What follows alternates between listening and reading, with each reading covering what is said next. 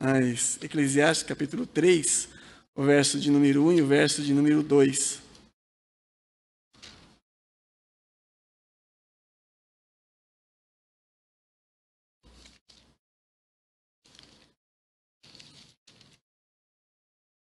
Amém? Diz assim, tudo tem seu tempo determinado, e há tempo para todo o propósito debaixo do céu. Há tempo de nascer, há tempo de morrer, tempo de plantar e tempo de arrancar o que se plantou. Amém? Amém. Ontem eu vendo o Renato pregar, irmão Renato, eu lembro das minhas primeiras vezes que eu preguei, ainda era da convenção, isso faz uns 30 anos, né? Ele ainda foi bem longo, né? Eu tinha talvez o dobro de papel e demorei a metade do tempo. Eu li com força e bem rápido, né? Mas é um processo, né, irmãos? É um processo que a gente vai aprendendo a manusear, a lidar com ele, né? Eu sempre, assim, elogio a coragem de quem, primeiramente, tem a disposição de vir à frente. E a coragem daquele que tem, vamos dizer assim, eu não diria ousadia, mas que se propõe a pregar a palavra de Deus, porque é uma situação bem séria, né? Não é qualquer coisa não, irmãos. Por isso que a Bíblia fala que é formoso os pés daquele que anuncia o evangelho do Senhor. Amém? Amém. O versículo que nós lemos, como está ali, diz assim, tudo tem o seu tempo determinado. E como diz, há tempo para todo o propósito debaixo do céu. Ou seja, nessa vida, né? Eclesiastes trata da vida de uma forma horizontal. Ele diz algumas coisas a respeito da morte, mas de uma forma horizontal. Ele não está tratando da eternidade, né? Mas ele diz que tudo tem o seu tempo. O versículo 2 diz assim que há tempo de nascer, há tempo de morrer, há tempo de plantar, há tempo de arrancar o que se plantou. Ele vai continuar, há tempo de abraçar, há tempo de deixar de abraçar, né? Há tempo para todas as coisas. E eu acho interessante, irmãos, que o ser humano, ele por si só, é da natureza dele. Ele não suporta se prender a regras. O coração dele é rebelde por natureza, né? O que há no coração do homem é rebelião. Ele se rebela facilmente. Então é difícil para o homem se colocar debaixo de regras. Por isso a gente vê constantemente tendo levantes em todos os lugares. Que as pessoas têm dificuldade a observar regras, têm dificuldades na realidade. E existem algumas regras, né, das quais você não tem qualquer, eu diria, participação. Principalmente aquelas que são criadas por Deus. Você aceitando ou não, você tem que se submeter a algumas regras. E aqui nós vamos ver algumas. Nós vamos pensar um pouco hoje sobre o tempo. É o tempo tão valorizado, né? Esses dias eu li uma frase bem interessante, né? Dizia que você pode conseguir mais dinheiro, mais recurso, mas não mais tempo. Quando chegar o fim do seu tempo, não há barganha, né? E por conta da dificuldade que nós temos de seguir algumas regras, principalmente quanto ao tempo e à vida, nós vemos que muitas pessoas sofrem. Existe uma corrida frenética para a pessoa não envelhecer, lutar contra a morte, viver mais. As pessoas estão em busca de Shangri-La, a fonte da juventude e tudo mais por aí. Mas Deus é bem claro. Ele fala assim, a vida tem o tempo. E quem determina esse tempo é o Senhor. E o versículo que nós lemos começa nos dizendo assim que tudo tem seu tempo determinado. Há um tempo para todo o propósito. O Senhor tem os seus decretos. Aí ele trabalha com esses decretos dentro de um tempo chamado Cronos, que é o tempo que estamos envolvidos. O Senhor não está dentro do Cronos, ele está fora do Cronos. Ele é temporal, ele é eterno. Ele não tem começo, não tem fim. Mas nós temos começo, porque é um tempo de nascer. Nós temos um fim, porque é um tempo de morrer. Primeiramente, há um tempo de nascer. Há um tempo de se gerar um filho, por assim dizer. Se gerar uma filha ou se gerar filhos.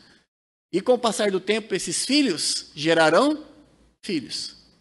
Esses filhos gerarão filhos. É como diz, nasce pessoa todos os dias. Porque o Senhor tem sustentado a obra que Ele mesmo criou. Não é? Deus tem um tempo fixo na natureza para que isso aconteça. Às vezes há a tentativa de se manipular isso. Não é? Não vamos entrar no mérito da questão, mas há os métodos anticonceptivos, mas às vezes eles falham. Por quê? Nem tudo você consegue controlar. Não é?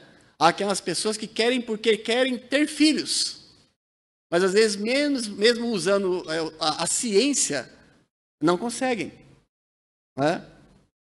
Então, Deus tem um tempo fixo para todas as coisas. E Ele também tem um tempo determinado que Ele chama a hora da mulher. Não é? Em Jó, capítulo 14, versículo 1, vai aparecer ali, para a gente ler, diz assim: o homem nascido da mulher. Há um tempo para se nascer. Ele diz que o homem nascido da mulher, isso aqui é difícil de entrar nas nossas mentes por conta do pecado, porque nós simplesmente não aceitamos que nós somos finitos, temporalmente falando. Diz assim: este homem é de poucos dias, porém farto de inquietação. É o nosso problema cotidiano. É muita coisa para fazer e pouco tempo. Tempo é um grande problema para nós. Tempo é um grande problema para o homem. E o versículo 2, ele faz uma comparação com este homem, né, que é nascido de mulher. Nasce segundo o tempo e a maneira fixada por Deus. Ele nasce da mulher. E ele fala assim que este homem ele é como a flor. Ele diz, sai como a flor.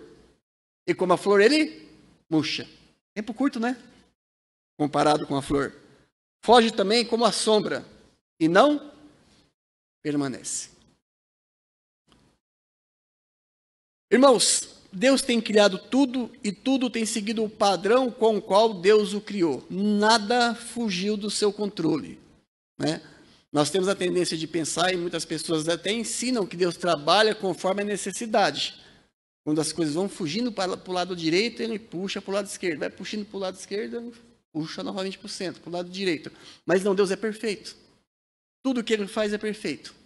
Então, tudo funciona, existe conforme a sua vontade. Não a nossa, mas conforme a sua vontade. Né? Nós estamos aqui porque Deus preservou os nossos pais. Quando eu falo nós, como crentes, como cristãos. Não que Ele não preserve todos. Né? Mas nós estamos aqui porque Deus preservou os pais dos nossos pais, os nossos avós. Os nossos bisavós, os nossos trisavós e vai voltando. Todos eles nasceram e todos eles morreram.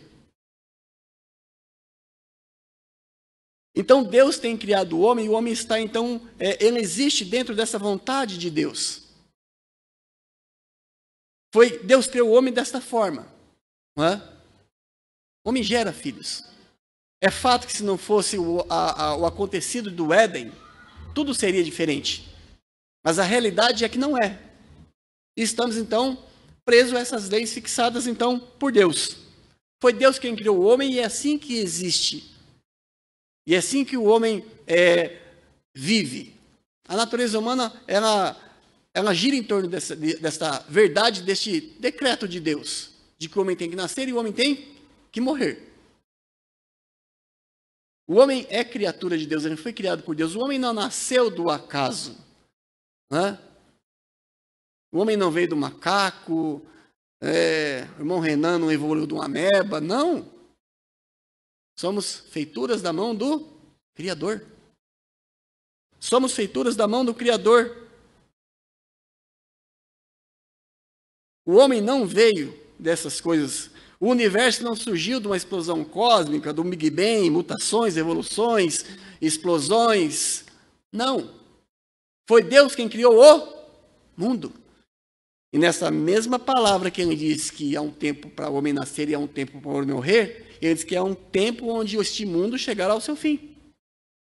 Para todas as coisas há um tempo determinado debaixo do sol. Todas as coisas. Na verdade, todas essas coisas, Big Bang, evolução, são todas teorias, na verdade, e invenções que têm tão somente o propósito de tirar Deus do coração do homem e roubar a glória de Deus, que a ele pertence por ser o único Criador. Na verdade, o propósito é tirar Deus do coração do homem. O propósito é excluir Deus da vida das pessoas.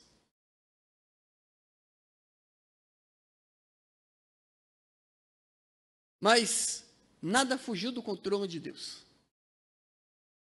E porque há um tempo de nascer, estamos todos aqui. Mas tem um outro tempo que ele menciona ali, que é chamado tempo de morrer. É chamado de tempo de morrer. Um tempo para morrer.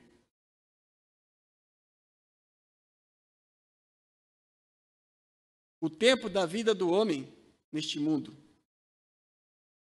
O tempo de o homem deixar este mundo. O tempo de ele chegar neste mundo e o tempo de deixar este mundo. Ambos determinados por Deus.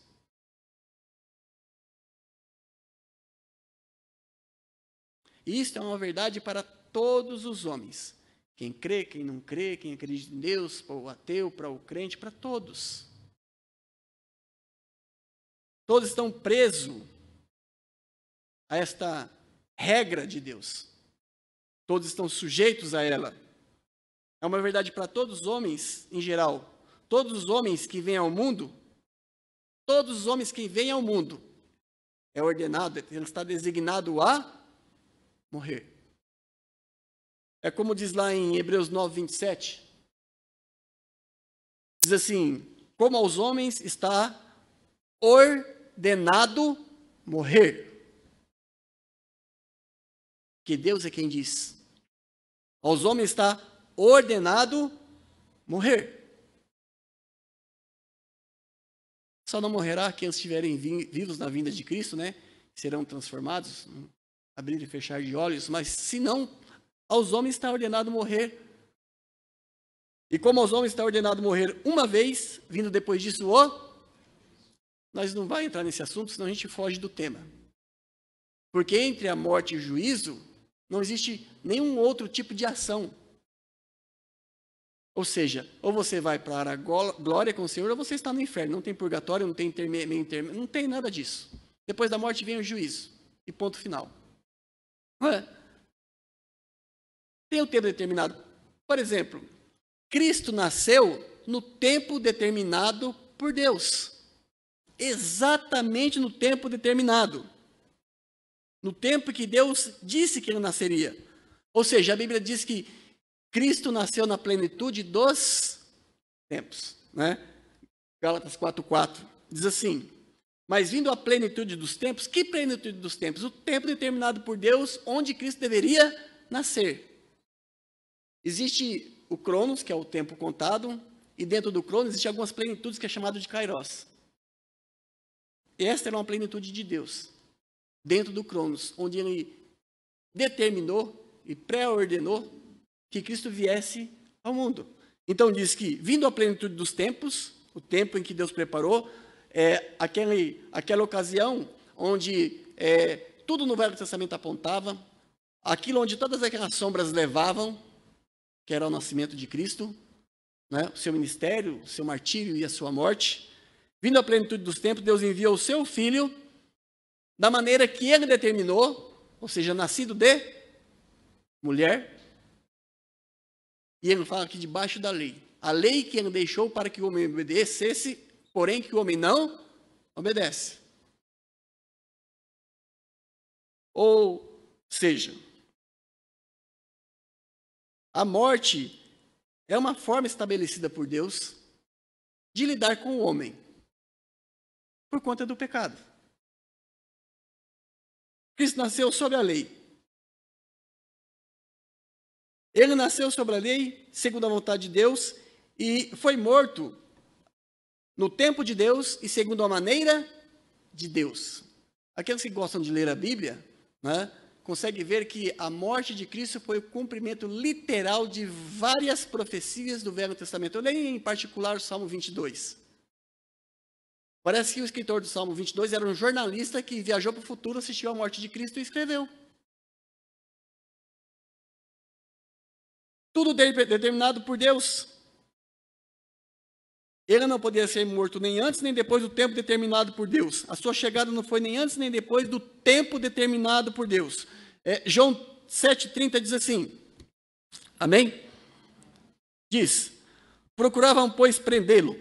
Aquelas pessoas, os algozes de Cristo, os judeus, seus inimigos, queriam prendê-lo e queriam matá-lo de qualquer forma. Procuravam, pois, prendê-lo, mas ninguém lançou mão dele, porque ainda não era chegada a sua hora, o tempo determinado por Deus.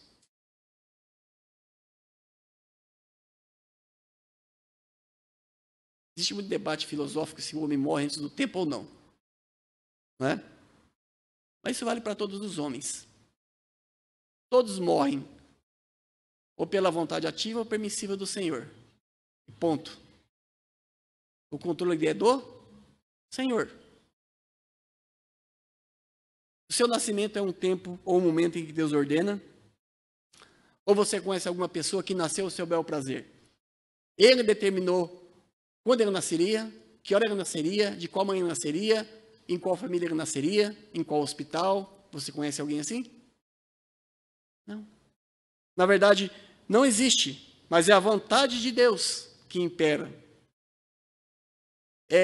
Determinação de Deus, é quando Deus agrada ao Senhor, nem mais cedo e nem mais tarde. Pode haver divergências, mas a saída do homem do mundo é determinada por Deus.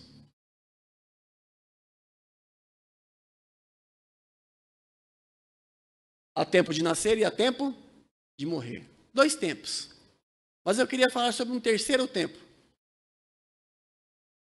Entre o tempo de nascer, no vídeo tem que ser ao contrário, irmãos. Entre o tempo de nascer e o tempo de morrer, existe um terceiro tempo, chamado o tempo de viver. E é aí que a gente vai falar um pouquinho. Não é? Existe o tempo de viver.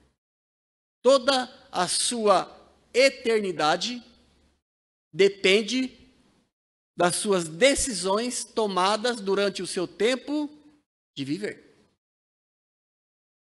É nesse tempo de viver que você cuida, trata, planta, rega, investe na sua eternidade. Que é um quarto tempo, se der tempo a gente vai falar. Mas este tempo é muito importante. É nesse tempo de viver que depende muitas coisas.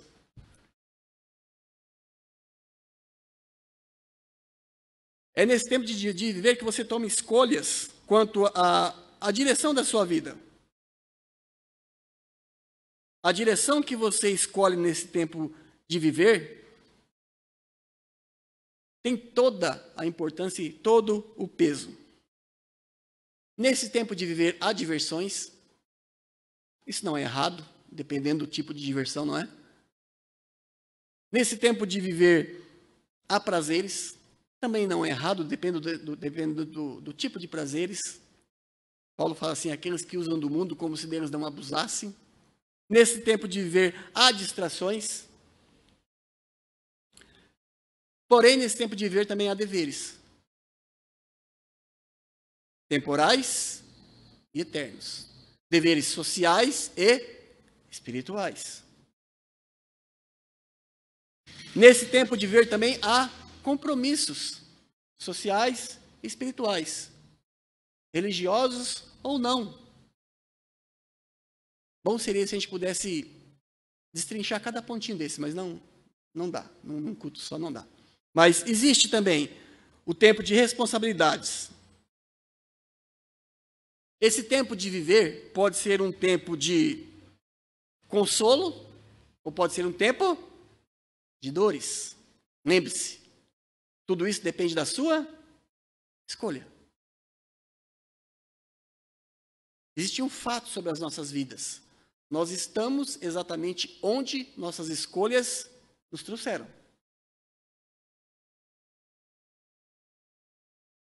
Esse tempo de viver pode ser um tempo de paz, como pode ser um tempo de guerra. Eu não sei como que está a sua vida pensando nessas coisas.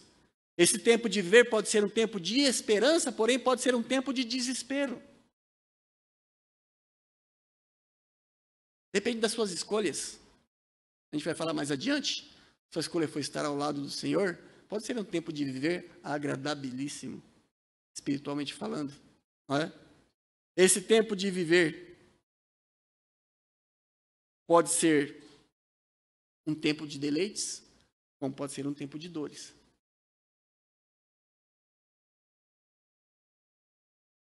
Tudo isso, irmãos, varia, depende, ou vai depender do lugar que Deus tem ocupado em sua vida durante esse tempo de viver. Há vidas em que Deus tem a primazia, o lugar central é dele, ele está entronizado. Antigamente, quando eu me converti em 92, tinha muito essa palavra, entronizar Deus no seu coração. Ou seja, no seu coração existe um trono, Deus tem que sentar lá. Existem muitas vidas em que Deus realmente está entronizado. Mas existem muitas vidas que Deus é um artista coadjuvante. Ele quase não tem parte, ele quase não aparece, quase nenhuma glória. Mas, como eu disse, tudo isso vai depender, ou depende do lugar em que Deus ocupou, ou ocupa ainda na sua vida, durante todo este tempo de viver. Porém, uma coisa é comum a todos os homens, durante esse tempo de viver. Uma coisa é comum a todos os homens em todas as épocas. Uma coisa é comum para todos os homens que tomaram parte nesse tempo de nascer. Todos nascem pecadores. Todos. Exceto um. Foi Jesus Cristo. Todos nascem pecadores, irmãos. Todos nascem perdidos.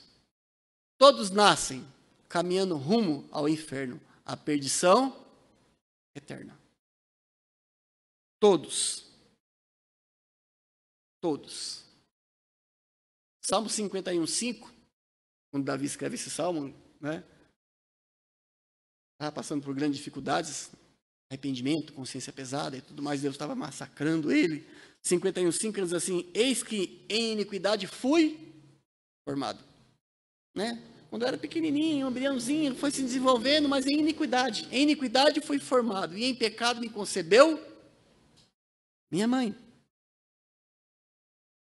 Ainda o Salmo 58:3 diz que alienam-se os ímpios desde a madre. Como é a vida deles? Andam errados desde que nasceram, falando mentiras.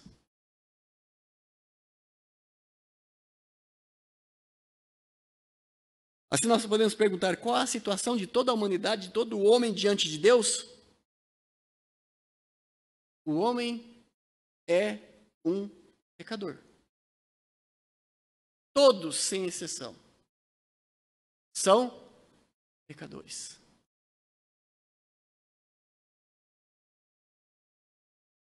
A Bíblia nos afirma que, fora ou à parte de Cristo, não há quem faça o bem. Romanos 3:12.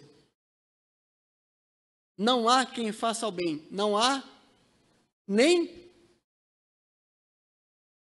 Quantos? Um sequer.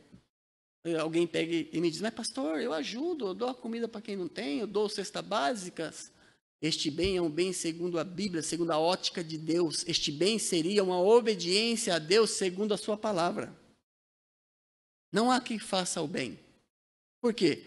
Porque todos nascem pecadores, separados de Deus, perdidos, na verdade, caminhando para o inferno.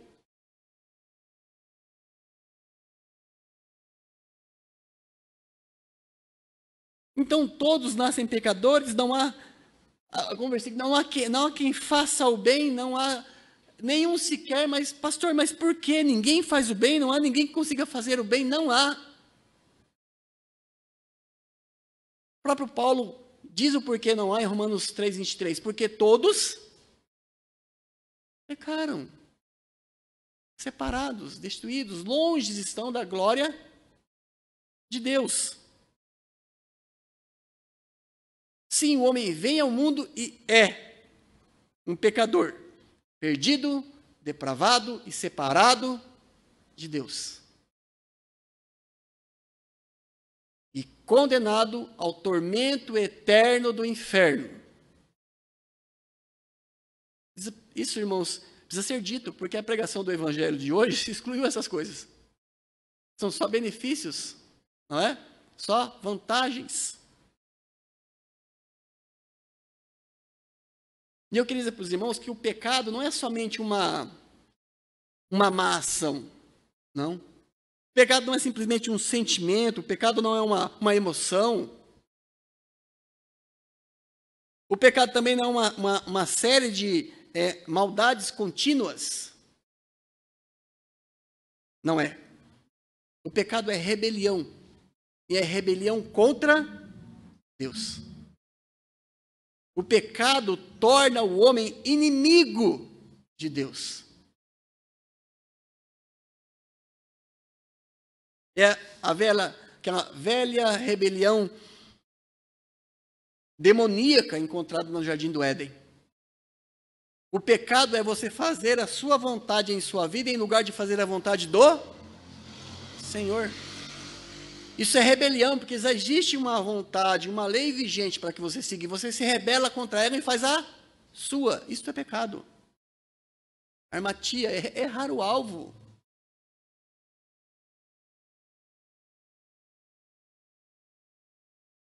O homem em si próprio já é a rebelião em pessoa. Em seu modo de vida, em seus valores, em sua maneira de ser. E entenda-se, o homem, ele não é pecador porque ele peca. Ele peca porque ele é pecador. Isso é muito importante. Vou repetir. O homem não é pecador porque peca. Ele peca porque é pecador. O pecado é resultado da sua natureza. E não do meio que ele vive.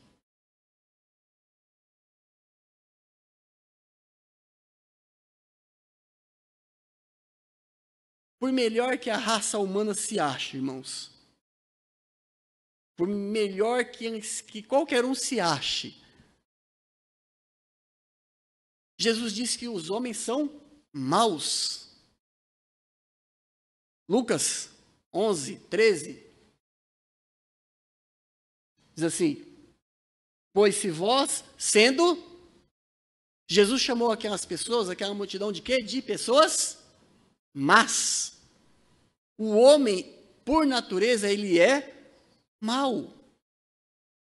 Por natureza, ele é mau, com U.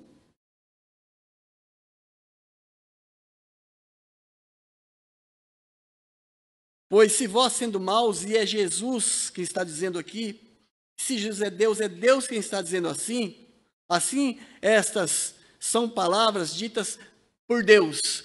O homem, de uma maneira geral, ele é mau. Então não espere nenhum tipo de bondade de um homem que é mau. O homem só pode fazer algo de real valor, ou que tenha algum tipo de bondade verdadeira, se ele estiver em Cristo. Efésios 2:10. Não está aqui, mas fomos criados em Cristo para as boas. Antes de Cristo não existe boas obras, porque antes de Cristo são todos mortos em delitos e pecados. Falamos do tempo de nascer e falamos do tempo de morrer. Estamos falando do tempo de viver. Como você tem administrado o seu tempo de viver? Como você tem, parece redundante, né? Mas como você tem vivido o seu tempo de viver?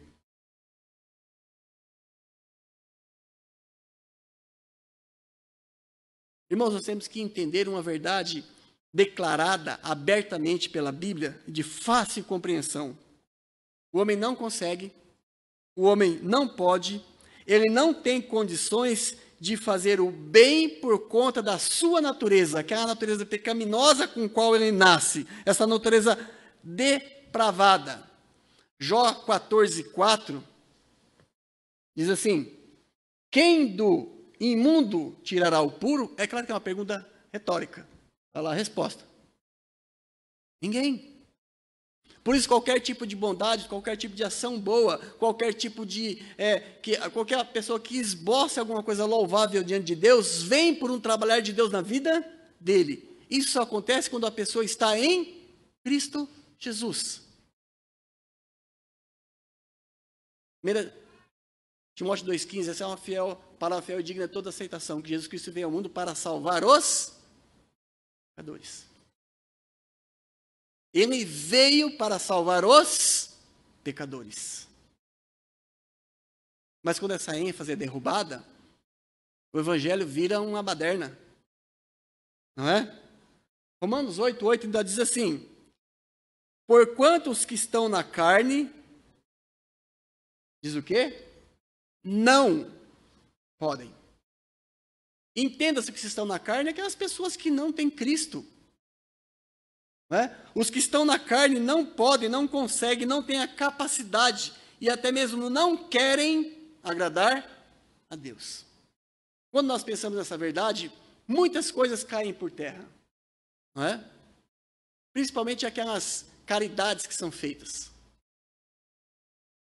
Eu não posso de forma alguma agradar ao meu Senhor, a não ser que algo seja feito para Deus por meio de Cristo. Ou seja, se eu não me converti, se eu não fui regenerado, eu não consigo agradar ao Senhor. Não é? Não consigo, quando eu falo assim, é uma limitação da natureza. Eu não consigo. E também uma questão de vontade, eu também nem quero. Porque quem está na carne não pode, não quer agradar ao Senhor. Tudo isso por conta da desobediência. Tudo isso por conta do pecado, da rebelião, uma vez cometida lá no Jardim do Éden por Adão. Ali se perdeu a capacidade de agradar ao Senhor. Aquela rebelião trouxe muitos prejuízos ao homem. Essa rebelião que está em todos os corações, onde não habita Cristo. Onde o Senhor Jesus não se faz presente. Gênesis 2,17, onde ele diz que não era para ele comer da árvore do conhecimento do bem e do mal, né? Mas, como ele diz, e viu o Senhor que a maldade, Gênesis 2,17, diz assim, mas da árvore do conhecimento do bem e do mal, diz, não, está um imperativo, irmãos, não é uma sugestão, mas da árvore do conhecimento do bem e do mal, dela não comerás. Não comerás. Deus é tão bom que ele explica o porquê. Porque do dia que dela comer, certamente. Irmãos, isso não era uma probabilidade, não era uma suposição, não era uma loteria, uma incerteza, isso era um fato. Se você comer, certamente você vai morrer. Nós sabemos que este fruto foi comido, sabemos que aquele casal morreu, e eles geraram filhos pecaminosos e perdidos. Eles foram separados de Deus. Nós vemos aqui que o homem se rebelou contra a vontade de Deus. E o que é rebelião? É não fazer a vontade de Deus, é pecar.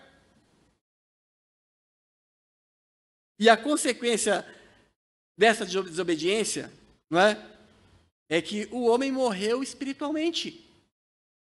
Por isso que o evangelho é a palavra de reconciliação que foi nos deixada, né? Tem até um hino que diz, reconciliável já, é a ordem que ele dá, reconciliável já com... Mas parece que a gente se lembra disso só na hora do hino. A pregação do evangelho é uma pregação de reconciliação. Nós pregamos o evangelho não para que as pessoas creiam em Cristo e sejam livres do inferno. Não. O evangelho bíblico é pregado para que a pessoa seja reconciliada com o Pai. Ser livre do inferno, meu querido, é um bônus. É um bônus.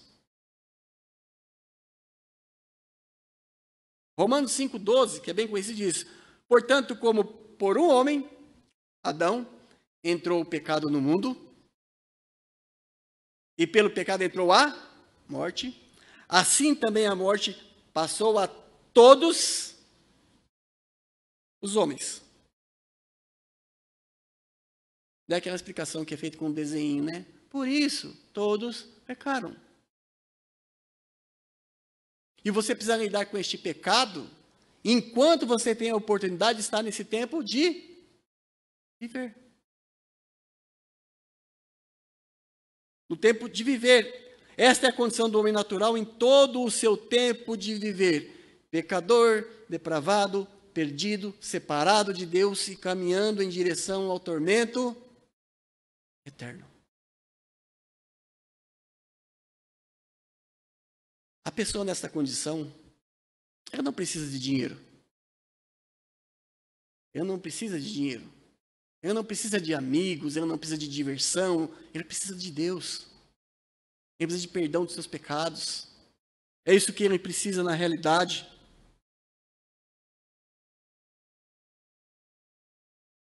Nós vemos que, de uma forma bem abrangente, a grande maioria dos homens tem gastado o seu tempo de viver tentando salvar-se a si mesmo. Por meio de obras que várias religiões oferecem. Não é? Todos sabem do que eu estou falando. Se a gente for dar exemplo aqui, a gente pode passar a noite dando exemplo, na realidade. Não é? Tem aquele ditado popular, um adágio velhíssimo: a todos os caminhos levam a Deus. Quem nunca ouviu falar isso na vida? Em parte eu concordo. Sabe por quê? Porque todos os caminhos levam a Deus como juiz. Somente um leva a Deus como Salvador, como Senhor. Este caminho tem um nome, se chama João 14,6. Eu sou o artigo definido, caminho. Eu sou a artigo definido, verdade. E eu sou a artigo definido, a vida. Eu sou o caminho, a verdade e a vida. E ninguém, nesse tempo de viver, vem ao Pai, senão por mim. O tempo de viver é uma dádiva.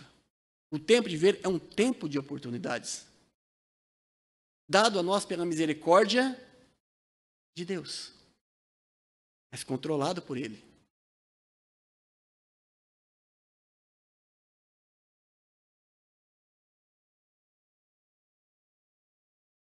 Hoje nós ouvimos muitas frases antropocêntricas, muitas frases meritórias, né, em relação à salvação, em relação a Deus, né? Ah, nós faremos, nós buscaremos, nós cumpriremos, não é sempre assim? É sempre o eu primeiro. Nós sacrificaremos isso, nós sacrificaremos aquilo, nós adoraremos dessa forma, nós adoraremos aquilo. Essas palavras, irmãos, elas são o começo de toda falsa religião. E quem faz é o Senhor. Quem faz é o Senhor.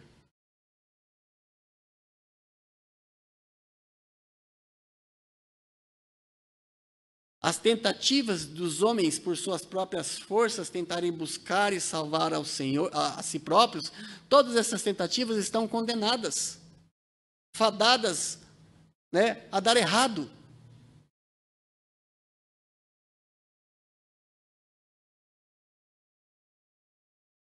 Mas por que as pessoas fazem assim? Porque o homem tem a eternidade no seu coração, posta por Deus, na verdade. Ele tem a eternidade no seu coração. E essa eternidade que está ali, de uma forma guardada, leva ele, move ele a fazer certas coisas, não é? Por isso eles tentam as justiças próprias. É lógico que um perdido não pode salvar a si mesmo, né? A gente não vai falar disso. Mas um perdido não consegue se salvar a si próprio. Um morto não pode se ressuscitar sozinho, não é? Mas ainda assim, se propõe muitas formas de fazer isso. Muitas formas. Mas o que realmente importa para o homem que tem essa oportunidade, que está nesse tempo de viver, é o que Deus fez por meio de Cristo. Isso realmente é o que importa, não aquilo que o homem propõe fazer ou tentar fazer no seu coração, não as suas realizações, que diante de Deus não tem valor algum, que Isaías chama de trapo de imundícia.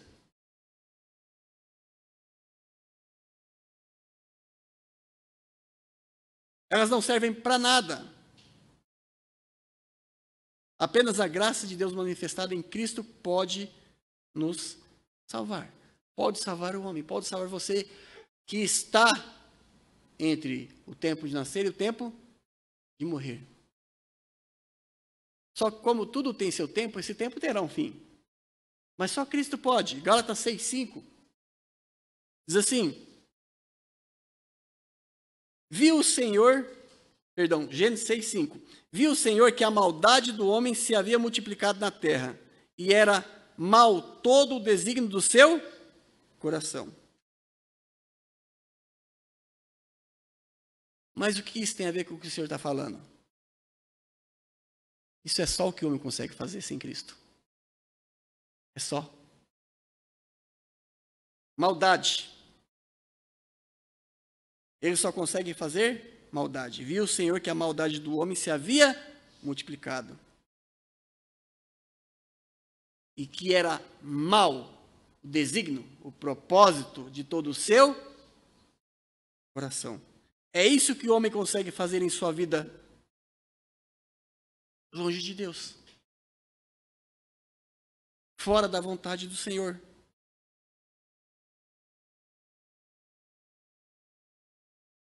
Mas graças a Deus e glória a Deus, porque Ele trata a questão do pecado por meio de Cristo.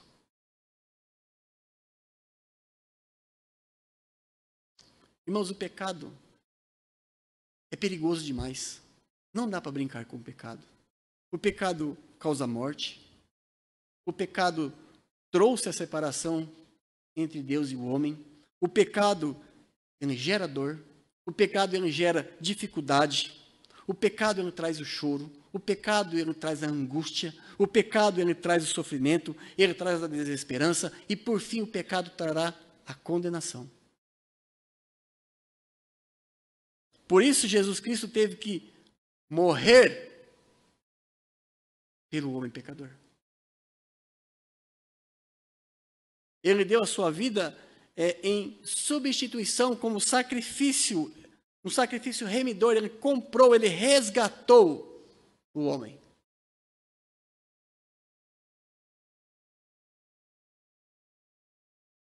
Portanto, a morte de Cristo no Calvário é a resposta para a questão do pecado na sua vida, na vida daquele que não conhece a Cristo. É a resposta para o problema da separação, porque só por meio de Cristo você pode ser reconciliado com Deus. A Bíblia nos apresenta de uma maneira até assim gostosa de ouvir, né? Fala que nós somos adotados, né? Recebemos o espírito de filho.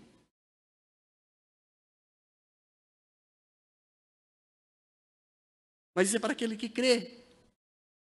Jesus é o único nome pelo qual podemos e temos de ser salvo. Quem é arrependido vai até Cristo me pedindo perdão. Vai receber o perdão. A graça é completamente gratuita.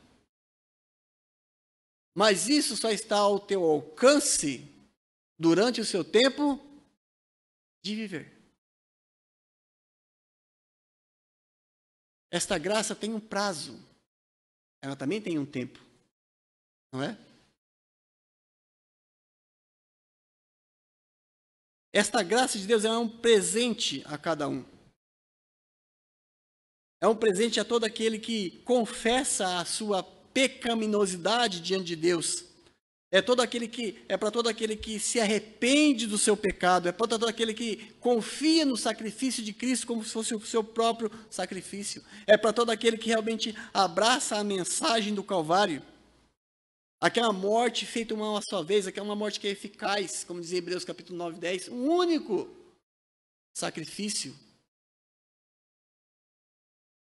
Somente Jesus é a resposta. Somente Ele pode fazer a diferença no seu tempo de viver. Lembra do tempo de viver? Jó fala que é como a flor. Nasce e murcha.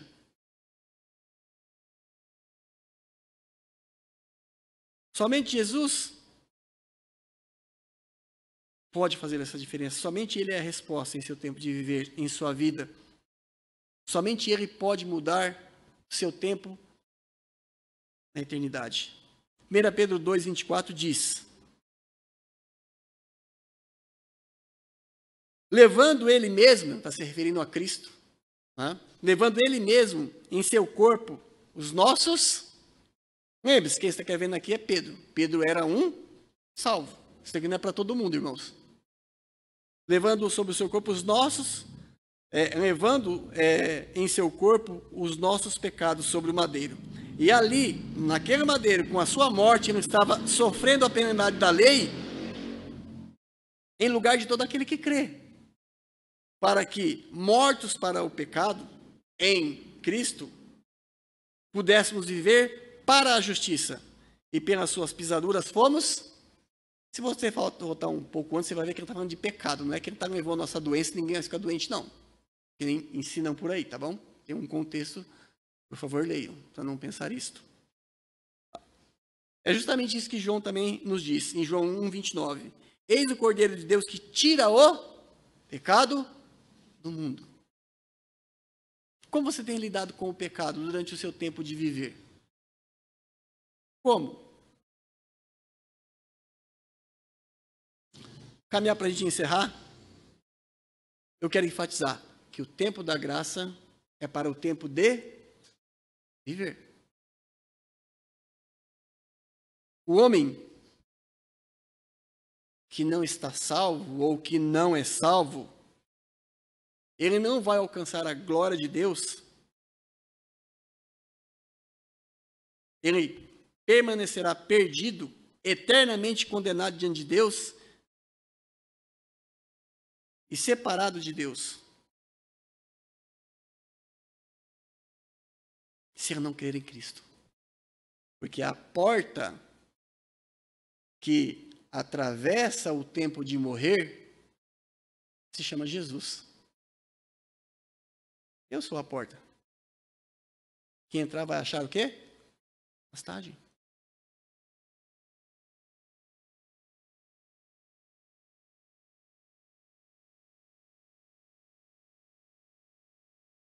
É um privilégio, mas também é uma responsabilidade receber essa oferta de perdão das mãos do Senhor durante o seu tempo de viver.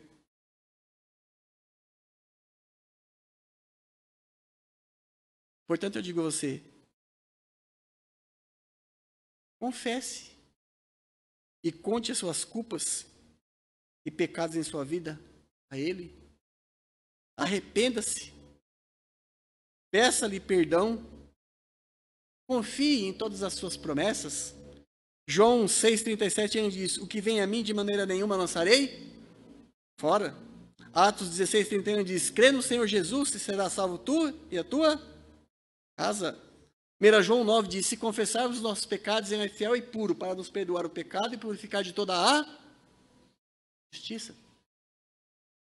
Judas 1,15 diz: para fazer juízo contra todos e condenar dentre eles todos os ímpios, por todas as suas obras de impiedade que impiamente cometeram, e por todas as duras palavras que ímpios pecadores disseram contra ele, se referindo a Cristo. Em 2 Pedro 3,7 diz: mas o céu e a terra que agora existe, foi criado, pela mesma palavra se conserva como tesouro e se guardam para o fogo até o dia do juízo da perdição. ela vai ter um fim.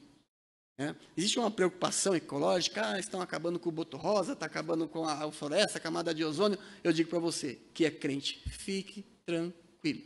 O homem não vai destruir o planeta. Isso está reservado para a glória do Senhor. Não se preocupe. Peça a Deus para lhe dar o arrependimento para a vida. Atos 1,18 diz: e ouvindo essas coisas, apaziguaram-se e glorificaram a Deus, dizendo: na verdade, até aos gentios, deu Deus o arrependimento para a vida. É necessário o tipo de arrependimento que leva à vida. Não o tipo de arrependimento que teve Judas, não é o remorso, é arrependimento.